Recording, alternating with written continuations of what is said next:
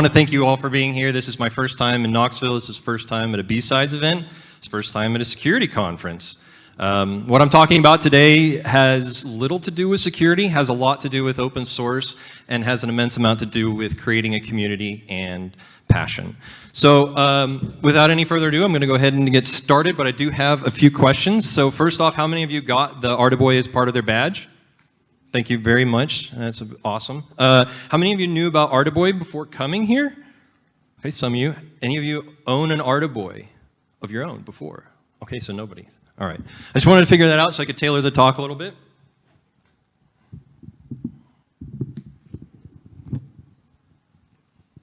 Okay, so what is the Arduboy? It's an 8-bit gaming system. It's credit card size. It's like I mentioned, it's open source and it's based on Arduino. So if you know what Arduino is, you're ready to get started. If you don't, we have tutorials on our website. I launched it 10 years ago on Kickstarter. I sold over 20,000 units, and there's over 400 games that have been made by members of the community. They're all free and they're all open source. Community is a forum that has over 10,000 daily visits and over 40 daily engaged users from all over the planet.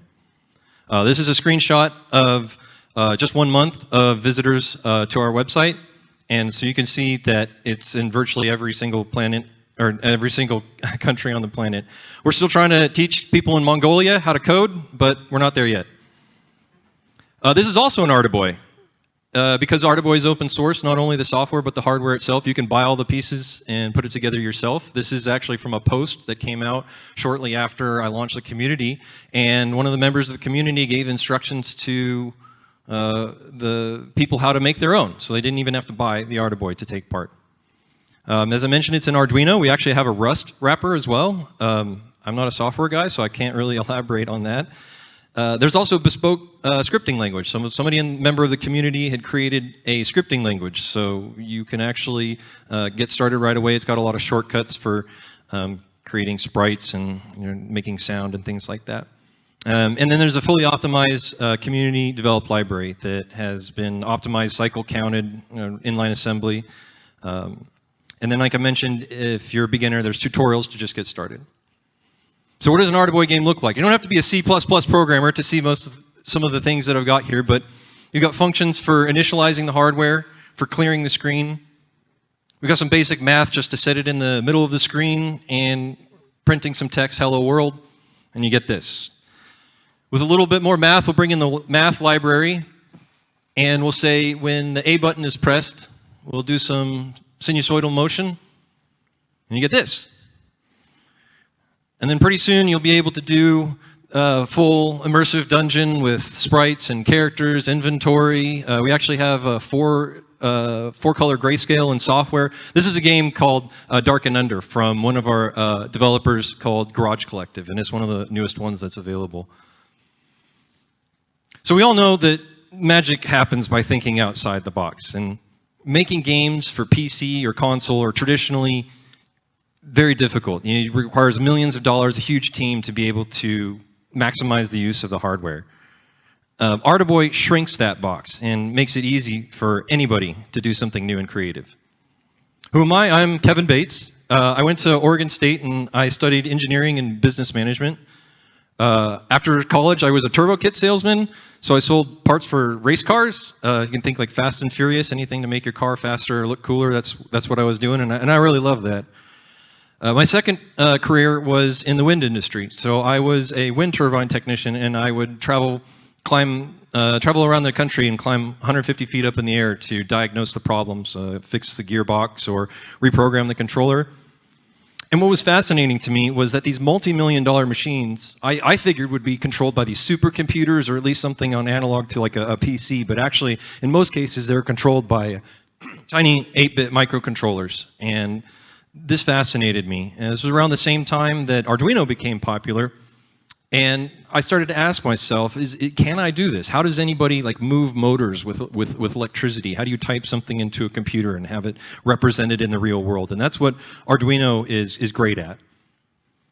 And what it boils down to is basically a standard C library that can be ported to a whole collection of microcontrollers. So you can think of it like a standard C lib, but targeted to many different end targets. So it's got an integrated development environment, so that's nice because you can write the code, you can compile the code, and you can upload it to the microcontroller just with one button. They manufacture their own boards that they sell and support, but what's great about it is that anybody can be Arduino compatible. So you can use their software with your own product, and that's what I've done. Why Arduino? Because it's easy, it's a single install, you can plug it in via USB. There's a massive community with millions of users all around the world, and there's tons of libraries and examples. Anytime you buy one of these little modules or kits from online retailer, they almost always have examples for you in Arduino. So these are a few things that I built. There's a blinking LED, a bunch of blinking LEDs. This was like a little tiny game system that had the BlackBerry trackball, and then over here was a little digital Christmas card that I made. And you can start to see the evolution and where we might be headed. Every time I created a little project in Arduino, I had to carry it around in a Tupperware box or had to show people YouTube videos. So I wanted to create something that I could hand people and say, well, this is what I do.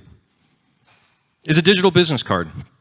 This was 10 years ago, 2014, it was in the news, was our business cards still a thing? Do people need business cards in the land of QR codes? It was just kind of in the news cycle. And others created digital business cards before. I wasn't the first one, but I wanted to put my own spin on it. And like I mentioned, I wanted to hand it to people and tell people this is what I do. Originally, it was just going to be Simon Says, have 4 buttons. But I had that OLED controller that you saw, and I found out that it was possible to power it by a coin cell battery. And for this original prototype, my goals were just to get on Hackaday and Adafruit, and that's really it. And if you know what that is, that's actually quite a good place to be for like the hacker community. I thought I'd meet a few people on the internet, make a couple games together, maybe get a cool job. But instead, the thing went viral in a way that things don't really do anymore. It was covered by virtually every single news media outlet on the planet. It was in broadcast media. BBC News ran stories about it. I had friends I hadn't heard from in 5 years calling me up and saying, dude, you won the internet. So it was in all over the world, as I mentioned before. This was 24 hours in. It had already generated 10,000 results on Google. It was the most amazing thing that ever happened to me. I couldn't believe it. I had 10,000 emails in my inbox over the next 2 weeks. But cats do stupid shit on the internet all the time, and they're way more popular. So what does this even really mean? I didn't want to do it. I didn't want to do anything with it. I figured this was my 15 minutes and that I should enjoy it and then move on. But this point here at the end was brought to me by my father. And he said, people can find Arduboy the same way that you found Arduino. And they can learn and code and enrich their lives in the same way that you have. And they don't have to know anything about Arduino. And one of the first emails I got was an offer for investment. Somebody says, hey, you got something cool here. How about some money? Okay, that's pretty strange. We shared a vision. We had a phone call, and we had a shared vision of what it meant, that it wasn't just a video game system, that the point of Arduboy was to get it into people's hands, and intrinsically, you look at it and you know what it is, but then you can expand upon it. That Arduboy is a game system the size of a credit card, but realistically, it's a game system the size of your imagination. At this point, the company was little more than that video and then this laptop. That's all it was, and he invested $50,000 into the company. I took it to Maker Faire. If you guys have ever been to a Maker Faire, it's a very eclectic place for people that do stuff like I do. You can think of like Burning Man type exhibits and things like that. People are able to have booths and show it off. So I went down there, and basically I had a little booth, and people were shoving $100 bills in my face, and it really blew me away. And I thought, okay, maybe there's a chance that there's something here. So I took some advice in the beginning, and after finishing Maker Faire, I called my lawyer and I said, can I do this? Can I am I going to get in trouble during my lunch breaks, or is my day job going to end up owning this because I'm like working on this on the side? But he told me this, and he says that actually the important thing that he's seen is that entrepreneurs will often wait too long, wait for the perfect moment. But the truth is there's no better time than the present. And this, if you take almost nothing else away from this speech, this has guided me through life and through my company more than anything else. And I was very, very fortunate to have this advice in the very beginning. That advice is neither good or bad. It's your job to decide. You're going to have a lot of people, if you run a company, or if you really do anything that puts yourself out there, you're going to have a number of people who tell you their way of doing it or a better way of doing it. But if you don't hold on to your vision, then you can be led astray. It's your job to decide what is right for your vision, for your company. So I took that investment, hired a mechanical engineering, and we started working in CAD. He had over 20 years of experience in the medical electronic industry, and between us, we spent over 100 hours alone just designing the buttons. Started doing some industrial 3D printing and was developing the circuit board into something that could be manufactured. And at this point, I had something that I knew I wanted to produce, but I didn't know how. So I had gone to an event called OSCON in Portland, Oregon, which is an open source convention by the same people, the O'Reilly, the same people that have the little animals on their software books. And I had the prototype, but I just didn't know where to start. I needed a printer, effectively, like a copy machine for this thing that I'd built. So he introduced me to his investors, and I said, hey, I got this prototype. How about some money so I can hire people to make it? And he says, well, have you heard of this thing called HAX? And HAX is a hardware accelerator incubator that gives investment to companies in the early stages in order to bring them to market. What I knew about HAX was, like I just mentioned, they were offering that investment, and that other companies that I knew, Zach from Particle, they were Spark at the time. They make the IoT chipsets, and I know that. And then I applied. I filmed a 5-minute video and had 2 Skype calls. But what I didn't know about HAX was the entire program takes place in Shenzhen, China, over 4 months. So I applied in October, I interviewed in November, I was accepted in December, and I bought a one-way ticket to China in January. I cut out so much of my talk about what China is for time. There's really no way I could talk for 3 hours about my experiences there alone. The shortest way of explaining it that was somebody else told me that I think is really interesting is this first one, and it says, it's terribly awesome or awesomely terrible, depending on kind of how you look at it. And the second part is wo ai zongo, zongo ai wo, which means I love China and China loves me. And people that live there, they'll like clap when you hear they say that, so it's great. But really, I should have seen it coming. My first investor, he told me, you're going to have to go to China. I didn't believe him. I says, because you can email people, and you don't actually have to get on an airplane. But anyways, I was wrong. This is my view out from. I had an apartment in China for 4 months, and this was a view outside of my door. The HAX program, it was a 6-week incubator accelerator. Each week had a milestone, so you had to get a little bit further with your prototype, a little bit further with your business plan, and they had people there to help you with that. So they had obviously they gave you the investment, which was critical. Visa support, office space, translators, so you can hit the ground running when you get into China. And then the main thing that I was interested in was the access to mentors. So you may already know this guy. He is who I consider to be my hero. He's famous for having hacked the original Xbox and getting in trouble with the federal government for that. He's gone on to design the Chumby, which was a smart speaker before that was an even thing. The Novena, which is an open source laptop, and the Precursor, which is an open source cell phone that has a complete trust profile all the way from the transistor to the user level. He's shared almost everything that he's ever learned. There's nothing that you could learn from me that I didn't learn from him. He's got a great blog, and if any of this resonates with you, I definitely would recommend checking out. He's got books, he's got blogs, he's got speeches, so this guy's my hero. When I was in China, the first thing to do was, with that prototype, was to create a developer kit.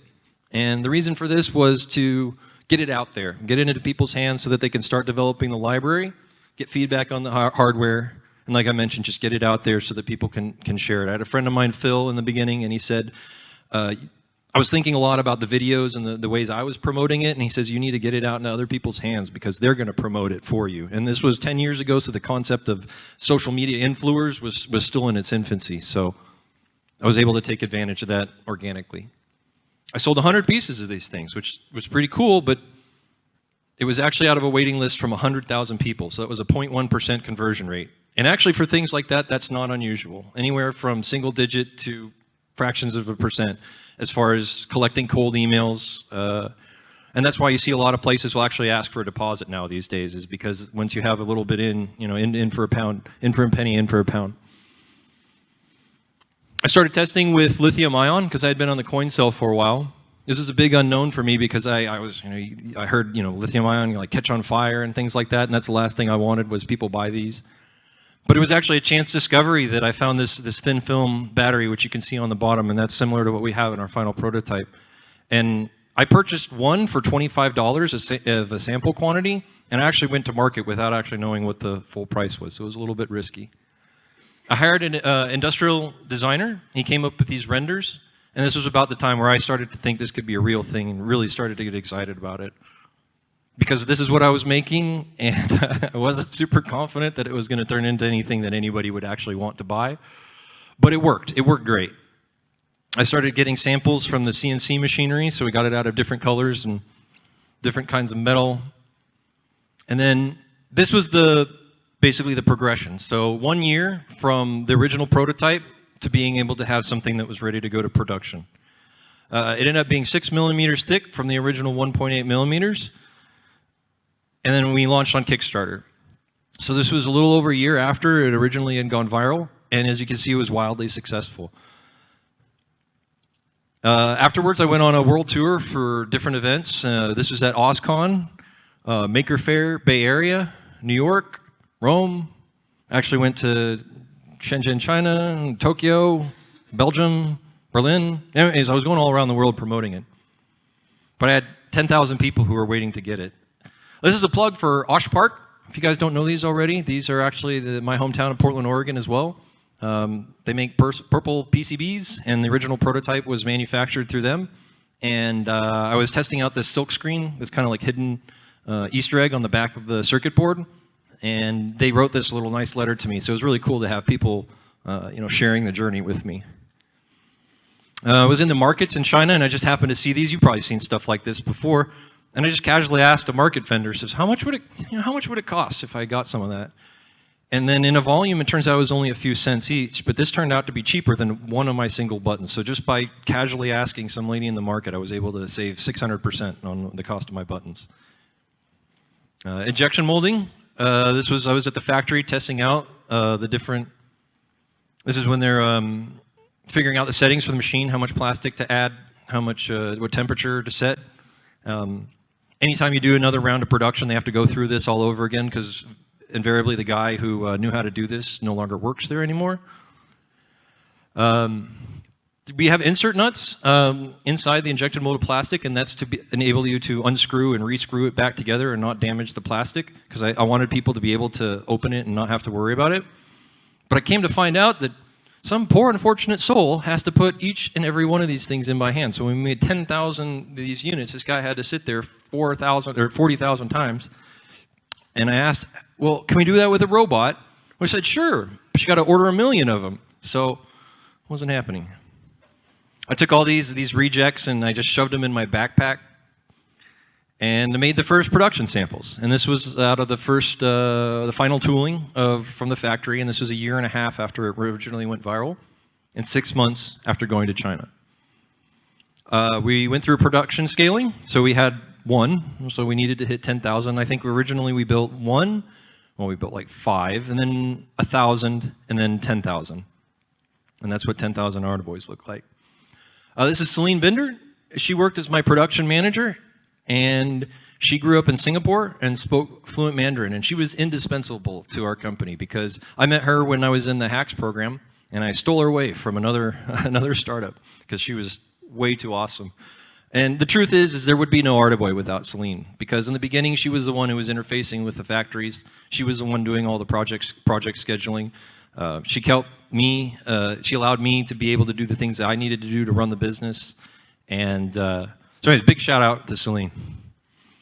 This is in the factory. This is the assembly line. Just checking out the quality, making sure everything's looking good. I even caught the factory worker just goofing off, playing a little bit of games on the time. And this is me in a anti-static smock. Some people think the pink is for safety. Other people's know it's for style. We're working on packaging ideas. Celine's family worked in the printing industry, so she knew all about how to do all this stuff. So she kind of dragged my arm around the printing villages, and we went into different places and asked them for samples. This is a picture just outside my factory. So this is actually my factory here on the left, and then on the right, just growing rice. And these kind of dichotomies existed everywhere in China. And I guess the biggest thing to note about that is, as a Westerner, somebody comes from a developed nation, you might look at this and think this is quite strange. But the way that it was explained to me by somebody who lived there was that we already went through this, and we called it, the Wild West, right? Many other countries had periods in their history where they were able to, vast expansion and where anything goes mentality. They just happen to be doing it at a time where there's cell phones. So we had inventory. So we finally could have a real booth. And we were selling. And it went really good. We sold out in the first day and got to enjoy the rest of the Maker Faire all by ourselves. We went to Target.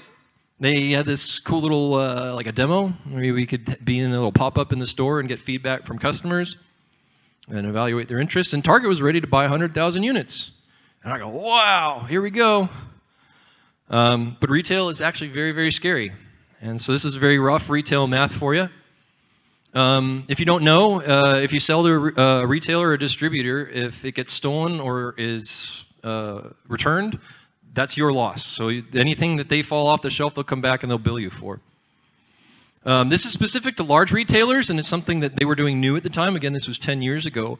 But if they buy 100,000 units and then they don't sell, other distributors or retailers will liquidate and they'll sell. They'll take the hit. But larger retailers like Target, you have to buy it back. In the contract that you have to buy it back.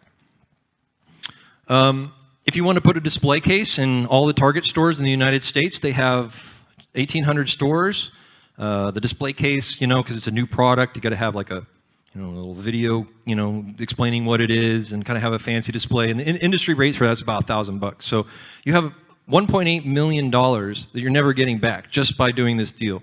So the short version of the math is that anything more than 7% would have bankrupted the company as far as returns. Now, if you have a good product in an established market, people know what they're getting, 4 to 5% is about average. Like the iPhone gets returns of about 2 to 3, 4, 5%.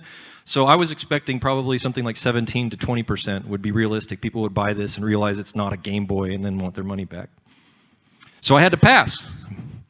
So we went back to our existing network. So what we did is we had a developer who was creating a full-featured RPG that had items and a map and all this other stuff. And so we wanted to celebrate that. And what we did is we went back to Kickstarter and we created a special edition of the hardware.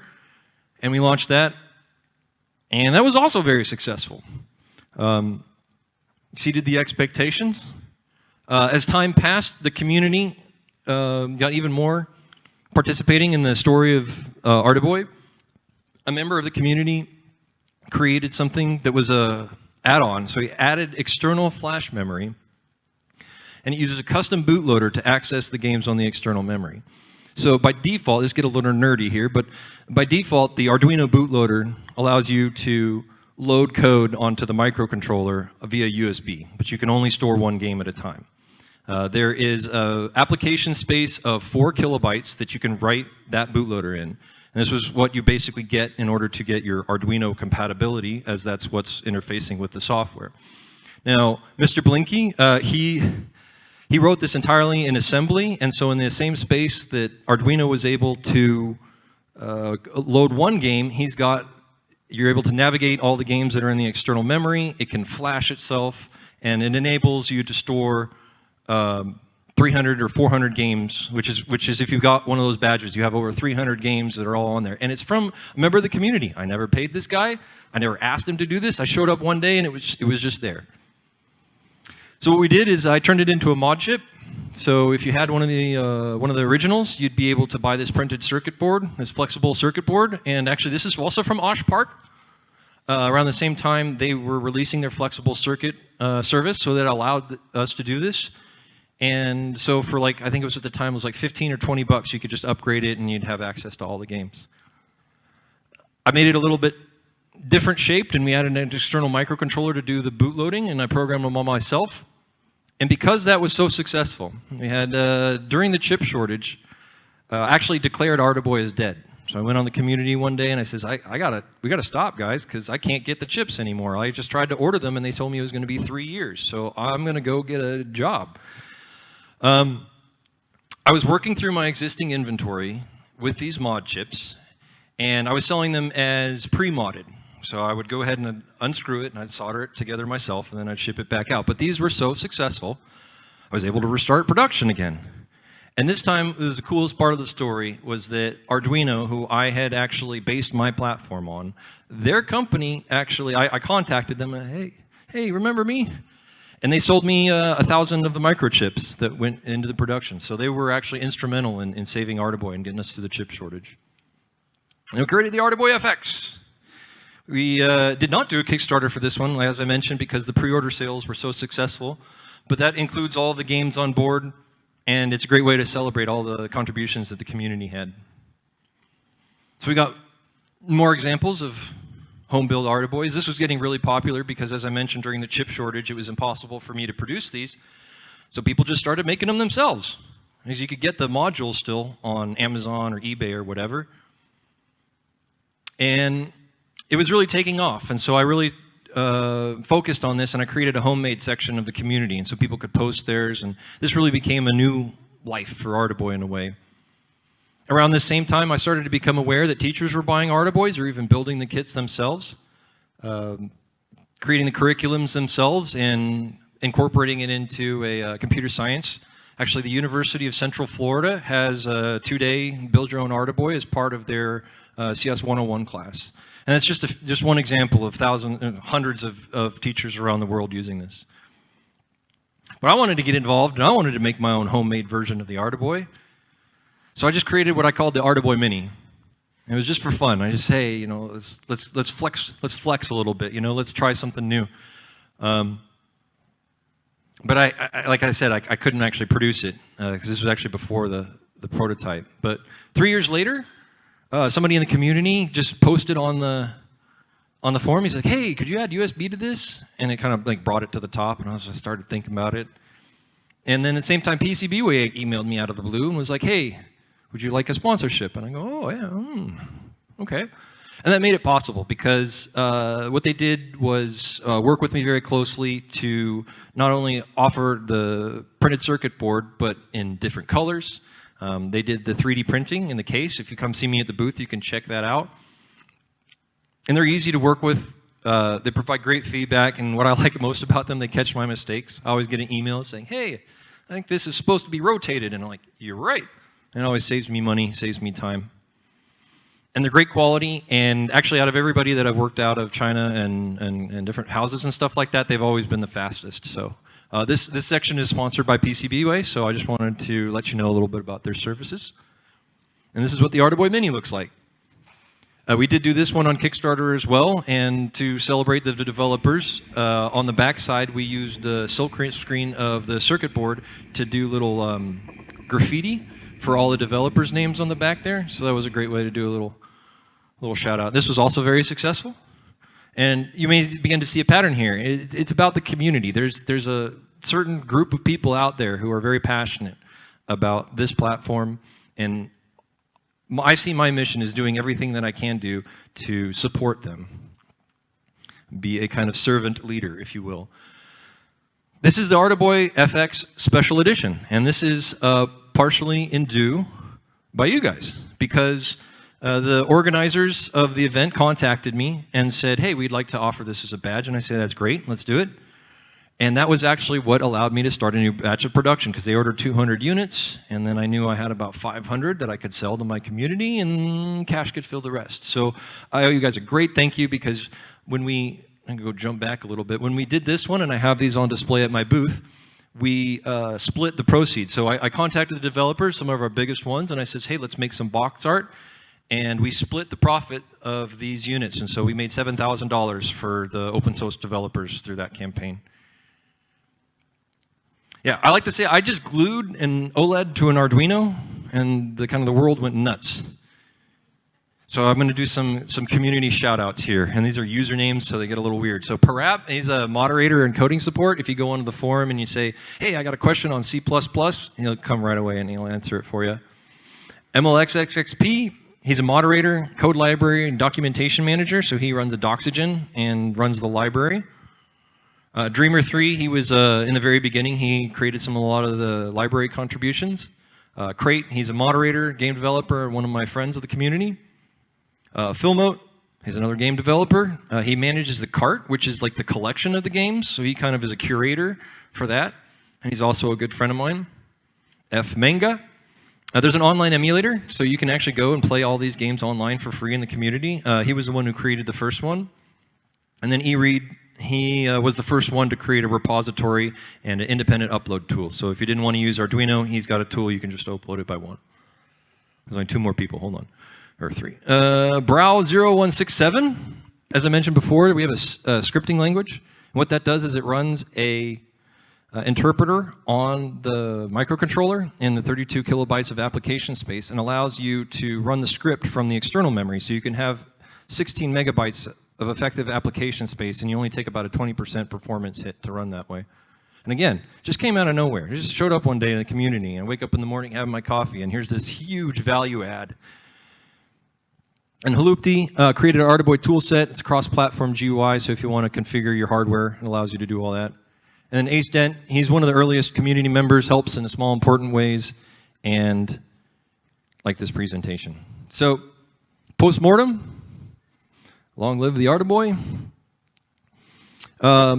Intrinsic versus extrinsic motivated. That you can't force somebody to be intrinsically motivated. It's actually one of the most powerful things. If somebody has inside themselves a desire to do something, that there's little that you can do to stop them.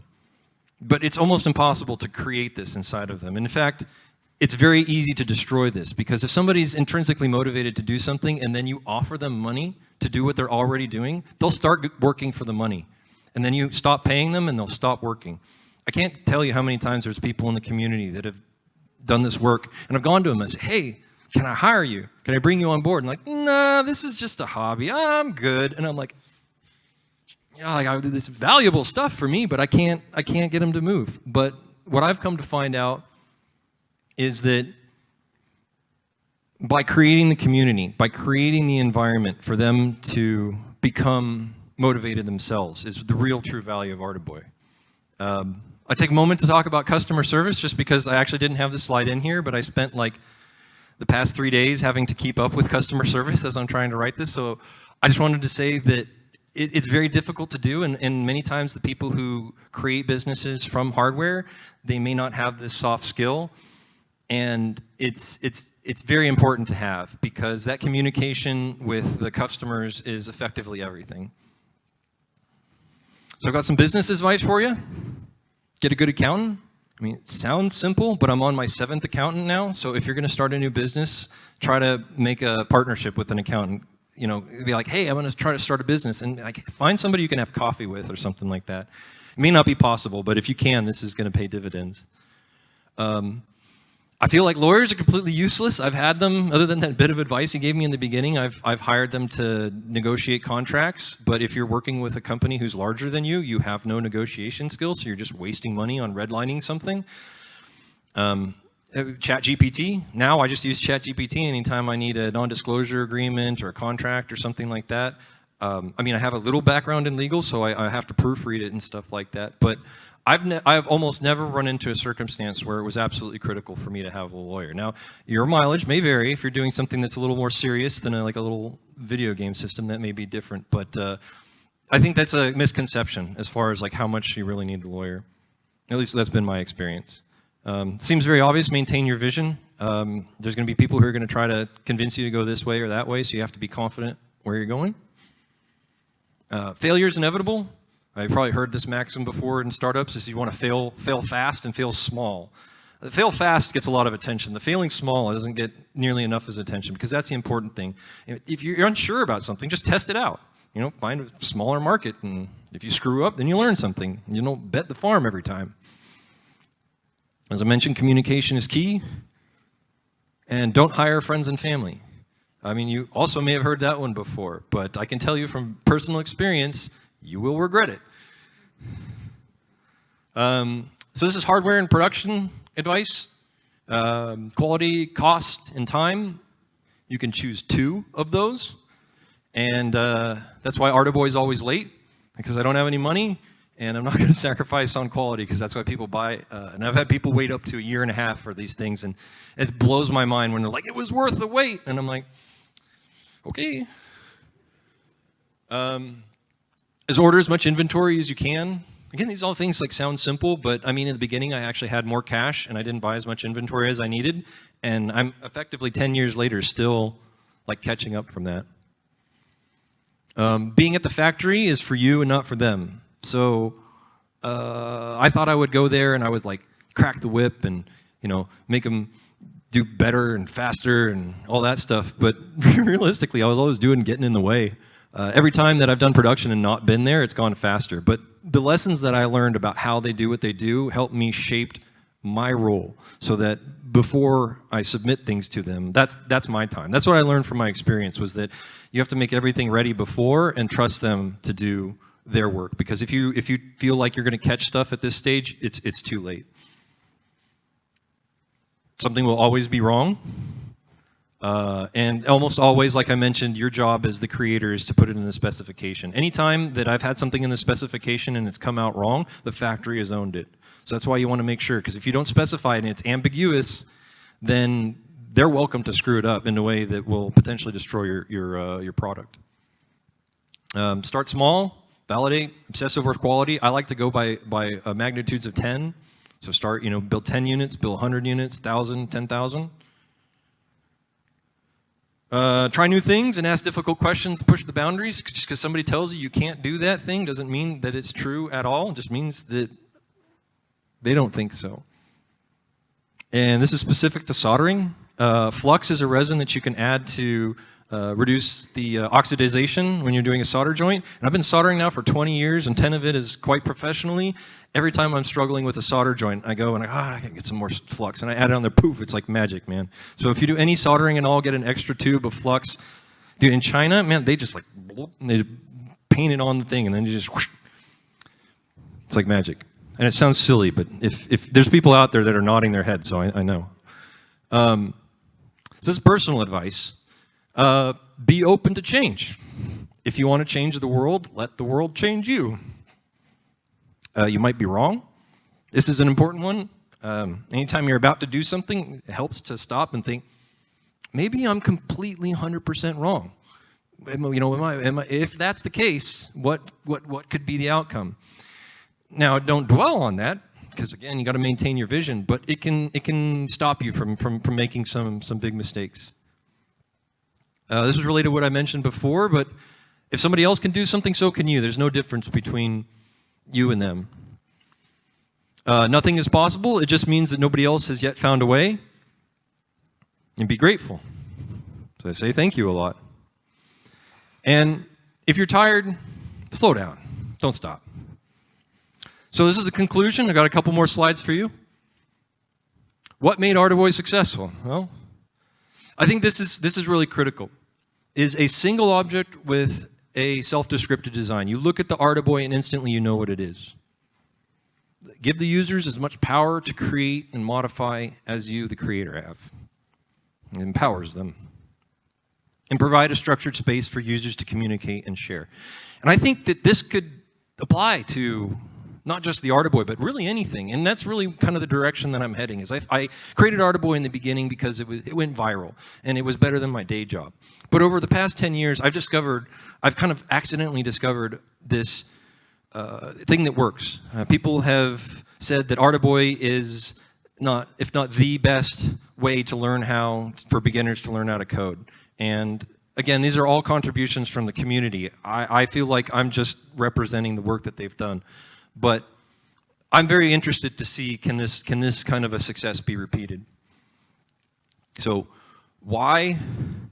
As I mentioned many times, being able to learn to code is very valuable. It teaches you critical thinking, attention to detail, problem solving, creativity, setting goals, self-motivation, and if you're doing it with other people, communication and collaboration. And these are the kinds of soft skills that our schools are not teaching. And these are the skills that you need to be a successful human being. I mean, you need information, of course, but anybody can get information. These are the things that you have to incorporate into your very being, and it's kind of difficult to access. And so that's why I've been very proud to find that Arduboy has fulfilled this. So I've never actually made any money, despite it growing over 200% every year. It's more like losing money very slowly, like a gliding, like a kind of crazy gliding. Basically, I order a bunch of pre-orders and get a bunch of money in, and then I spend all that money on manufacturing, and I sit and I wait for 6 months and hope that my burn rate doesn't put me negative by the time I get that inventory in stock. And then there's a period of about a couple months where I'm like making a bunch of sales, but then I run out of inventory and the whole cycle repeats again. It's effectively a cash flow problem, but it can affect any business. Because there's no recurring revenue stream, no monetization of content. You're not going to find any other hardware out there in this world that doesn't have some kind of a subscription fee or a sign up, or you're buying the games. I mean, game systems are famously known for being loss leaders for their manufacturers, and they recoup their costs over the sales of the games. Money's important, but it doesn't have to come first. If you do things right, you don't have to prioritize it. But if you produce good work, it'll still come. So, what is this open source economy? Why does anybody want to take part in it if it's so difficult to actually earn a living off of? It's a strange balance between capitalism and socialism. So how do we fund the things that make the world better? And B-Sides is, it's a non-profit, so this is kind of like same idea. A shift in the maker movement, and that when I was starting, there was a big talk about 3D printers going to revolutionize at-home manufacturing, and we were going to usher in a whole new era of American ingenuity. And that kind of really fell through, and it's in large part due to the problems that I faced in scaling a company. That you have companies like Adafruit, Pimoroni, SparkFun. I think these are great examples of what the open source community, the industry needs in order to survive. That Arduboy as a product is wildly successful. The product margins from that are great, but since I'm only selling one kind of product, that all of the overhead from the entire business has to be absorbed by that single product. So all these distributors, they have thousands of line items that they're able to recoup their margins in order to make their salaries. So final thoughts. Social accounting, the success of Arduboy can't be counted in dollars. The effects that it's had, the way that it's changed the world for the better is incalculable. I mean, what does it cost to make the world make a better place? What does that even mean? I've always looked at Arduboy as performance art in the medium of a corporation, and that's what allowed me to succeed, and that's been my vision. Because if my vision was to make money, was to see myself richer, I would have quit a long time ago. I got to tell you, I turned 40 last year, and I'm not making enough, savings towards my retirement. So it's coming times where I need to sell this company. But in the past, the sacrifices that I've made personally in order to see the world become a better place fits much more under the scope of art than it does business. And again, that doesn't need to be your goal. But I would argue that if you have something that you think can make the world better, and you're not sure if you can earn a living off of it, try it anyways. The purpose of Arduboy that was established in that first investor phone call, I'm happy to say 10 years later has been fulfilled. And I'm just excited to see where can we go next. Thank you, I'm Kevin Bates, and this talk has been sponsored by PCBWay.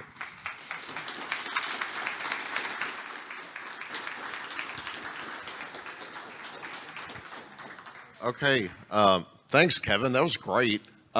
Since this is a security conference, let me pose this question to you.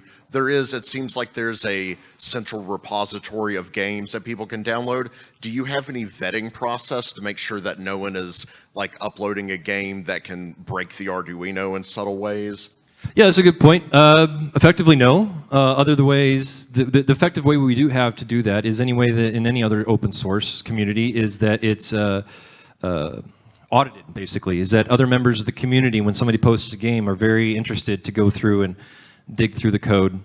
I think you'd be hard-pressed. It's reserved memory space, so you'd have a hard time, but related to security conference, it's USB 2 compatible, so you can actually write your USB rubber ducky through it. And so, that is possible. And we have examples of that too. So. Okay, if anybody has any questions, come up so that we can get the question recorded on the mic. Also, I know that it is lunchtime. So. Yeah, go get your lunch. And Kevin, you've got a booth. Yeah, I got right? a booth. Yeah, you guys go get lunch, and then I have a booth, so I'm going to be back over there. So if you have any questions, come see me. You go to arduboy.com and check out everything you need there. But thank you very much. I really appreciate you guys' time. Okay, thanks, Kevin.